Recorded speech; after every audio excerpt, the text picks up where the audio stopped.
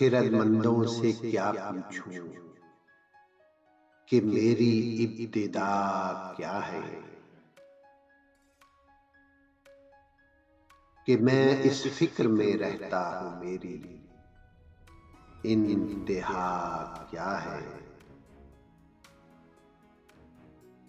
खुदी को कर बुलंद इतना कि हर तकदीर से पहले खुदा बंदे से खुद पूछे, बता तेरी रजा क्या है।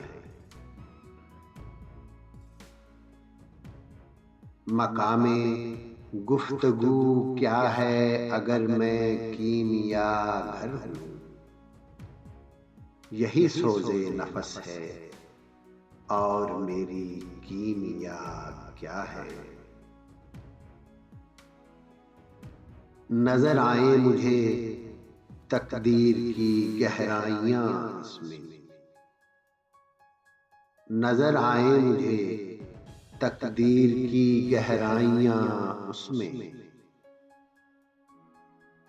न पूछे हमनशी मुझसे वो चश्मे सुरमा सा क्या है। अगर होता वो मजजूबे फरंगी इस जमाने में, तो इकबाल उसको समझाता मकामे किबरिया क्या है।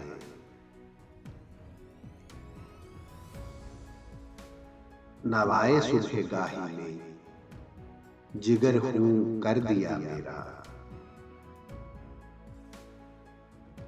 खुदाया जिस खता की ये सजा है वो खता क्या है। खुदी को कर बुलंद इतना कि हर तकदीर से पहले खुदा बंदे से खुद पूछे, बता तेरी रजा क्या है।